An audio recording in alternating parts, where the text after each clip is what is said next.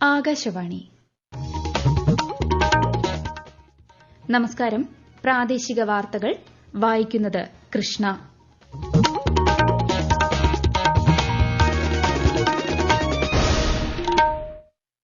പ്രധാന വാർത്തകൾ.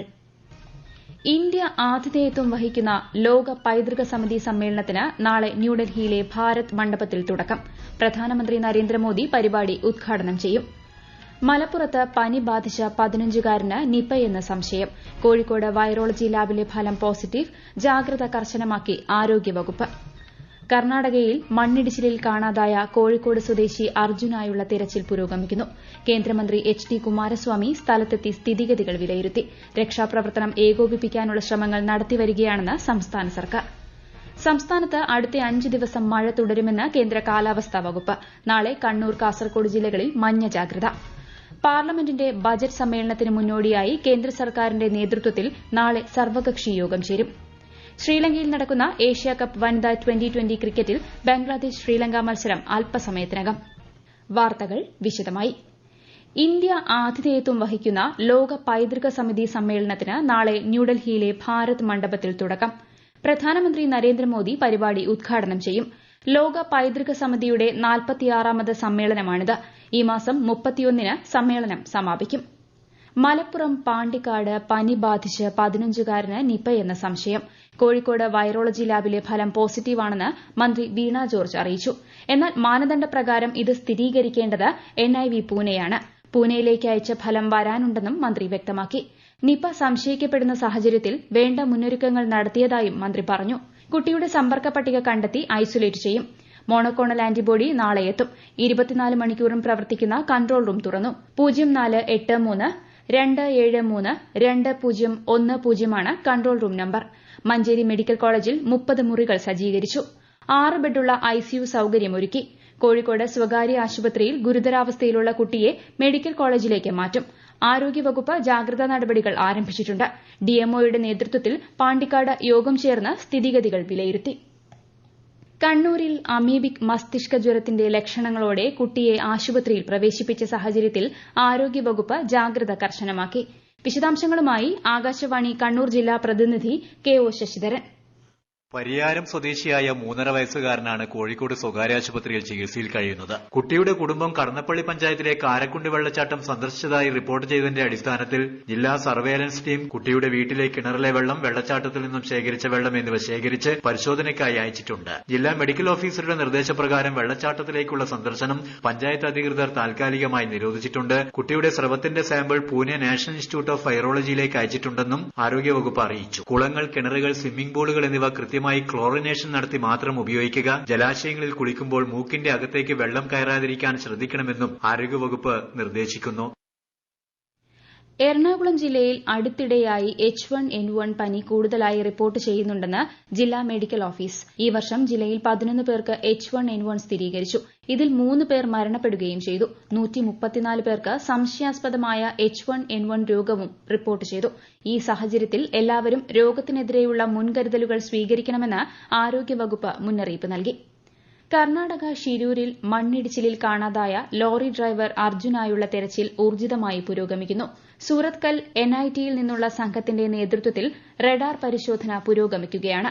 രാവിലെ 6 മുതൽ ദേശീയ, സംസ്ഥാന ദുരന്ത പ്രതിരോധ സേന, അഗ്നിശമന സേന, പോലീസ് എന്നീ വിഭാഗങ്ങൾ സംഭവസ്ഥലത്ത് സജീവമാണ്.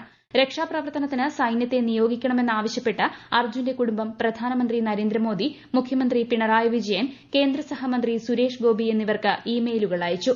രക്ഷാപ്രവർത്തനം ഏകോപിപ്പിക്കാനുള്ള ശ്രമങ്ങൾ സംസ്ഥാന സർക്കാർ നടത്തിവരികയാണെന്ന് മന്ത്രി AK ശശീന്ദ്രൻ പറഞ്ഞു. മുഖ്യമന്ത്രിയുടെയും ചീഫ് സെക്രട്ടറിയുടെയും DGPയുടെയും ഓഫീസുകൾ സ്ഥിതിഗതികൾ നിരീക്ഷിച്ചു വരുന്നതായും അദ്ദേഹം പറഞ്ഞു. കേന്ദ്രമന്ത്രി എച്ച്.ഡി. കുമാരസ്വാമി സ്ഥലത്തെത്തി സ്ഥിതിഗതികൾ വിലയിരുത്തി. കർണാടക മുഖ്യമന്ത്രി സിദ്ധരാമയ്യയും ഇന്ന് സ്ഥലം സന്ദർശിക്കും. സ്കൂൾ പഠനം ഉപേക്ഷിച്ച കുട്ടികളെ വിദ്യാലയങ്ങളിൽ തിരികെ എത്തിച്ച് പഠിപ്പിക്കുന്നതിനായി സർക്കാർ പ്രത്യേക പദ്ധതി നടപ്പാക്കുമെന്ന് മന്ത്രി വി ശിവൻകുട്ടി. വയനാട് ജില്ലയിലെ കോസടി ഗവൺമെന്റ് ട്രൈബൽ UP സ്കൂളിൽ പട്ടികവർഗ വികസന വകുപ്പിൽ നിന്ന് ലഭിച്ച 3 കോടി രൂപ ഉപയോഗിച്ച് പൂർത്തിയാക്കിയ പുതിയ കെട്ടിടത്തിന്റെയും സമഗ്ര ശിക്ഷ സ്റ്റാർസ് പദ്ധതിയിൽ ഉൾപ്പെടുത്തി നിർമ്മിച്ച പ്രീ പ്രൈമറി വർണ്ണക്കോടിന്റെയും ഉദ്ഘാടനം നിർവഹിക്കുകയായിരുന്നു മന്ത്രി. കുട്ടികൾ സ്കൂൾ പഠനം അവസാനിപ്പിക്കുന്നതിനുള്ള അടിസ്ഥാന കാരണങ്ങൾ കണ്ടെത്തി പരിഹരിക്കുന്നതിനുള്ള ശ്രമങ്ങൾ നടക്കുന്നുണ്ടെന്നും മന്ത്രി പറഞ്ഞു. ഈ വാർത്തകൾ ആകാശവാണിയിൽ നിന്ന്. സംസ്ഥാനത്ത് അടുത്ത 5 ദിവസം മഴ തുടരുമെന്ന് കേന്ദ്ര കാലാവസ്ഥാ വകുപ്പ്.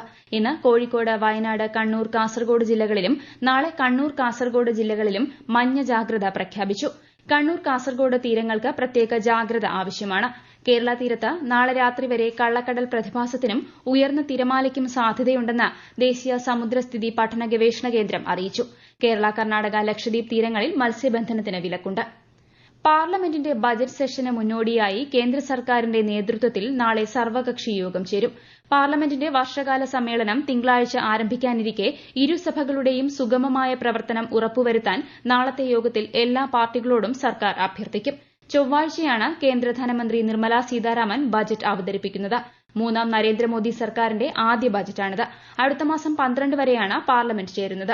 രാജ്യത്തിന്റെ ഭാവിയെക്കുറിച്ചുള്ള കേന്ദ്ര സർക്കാരിന്റെ കാഴ്ചപ്പാടുകൾ നടപ്പിലാക്കാൻ പ്രാപ്തമായ ഒന്നായിരിക്കും ഈ ബജറ്റെന്ന് പാർലമെന്റിന്റെ സംയുക്ത സമ്മേളനത്തെ അഭിസംബോധന ചെയ്യവെ നേരത്തെ രാഷ്ട്രപതി ദ്രൌപദി മുർമു പറഞ്ഞിരുന്നു.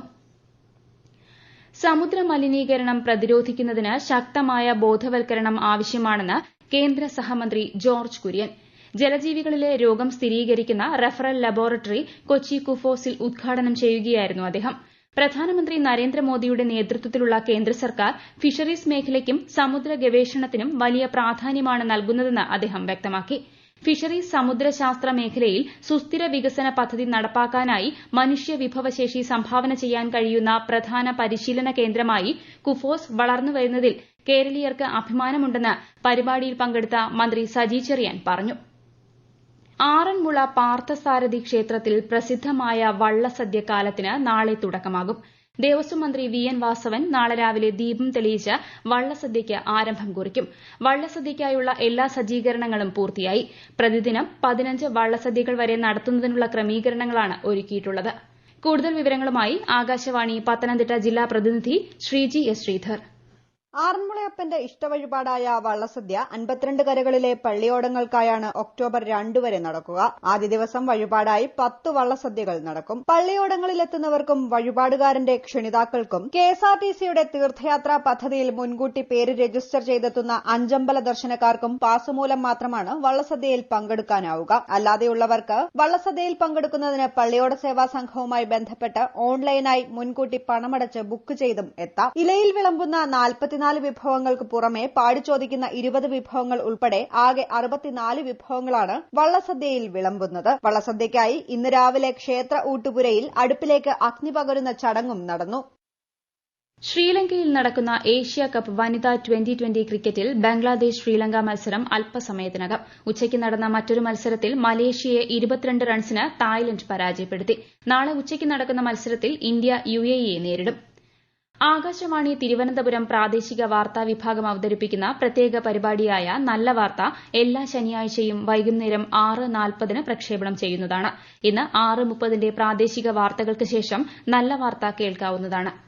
വയനാട് ജില്ലയിലെ പ്രളയബാധിത പ്രദേശങ്ങളിൽ കന്നുകാലികൾക്ക് ആവശ്യമായ പച്ചപ്പുല്ല്, വൈക്കോൽ തുടങ്ങിയവ അടിയന്തരമായി ലഭ്യമാക്കാൻ 5 ലക്ഷം രൂപ അനുവദിക്കാൻ മന്ത്രി ജെ ചിഞ്ചുറാണി നിർദ്ദേശിച്ചു. പേമാരിയും വെള്ളപ്പൊക്കവും മൂലം കന്നുകാലികൾക്ക് തീറ്റപ്പുല്ല്, വൈക്കോൽ എന്നിവ ലഭ്യമാകാത്ത സാഹചര്യത്തിന്റെ അടിസ്ഥാനത്തിലാണ് നടപടി. പ്രധാന വാർത്തകൾ വീണ്ടും. ഇന്ത്യ ആതിഥേയത്വം വഹിക്കുന്ന ലോക പൈതൃക സമിതി സമ്മേളനത്തിന് നാളെ ന്യൂഡൽഹിയിലെ ഭാരത് മണ്ഡപത്തിൽ തുടക്കം. പ്രധാനമന്ത്രി നരേന്ദ്രമോദി പരിപാടി ഉദ്ഘാടനം ചെയ്യും. മലപ്പുറത്ത് പനി ബാധിച്ച 15-കാരന് നിപയെന്ന് സംശയം. കോഴിക്കോട് വൈറോളജി ലാബിലെ ഫലം പോസിറ്റീവ്. ജാഗ്രത കർശനമാക്കി ആരോഗ്യവകുപ്പ്.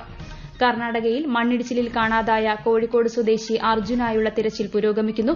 കേന്ദ്രമന്ത്രി എച്ച്.ഡി. കുമാരസ്വാമി സ്ഥലത്തെത്തി സ്ഥിതിഗതികൾ വിലയിരുത്തി. രക്ഷാപ്രവർത്തനം ഏകോപിപ്പിക്കാനുള്ള ശ്രമങ്ങൾ നടത്തിവരികയാണെന്ന് സംസ്ഥാന സർക്കാർ.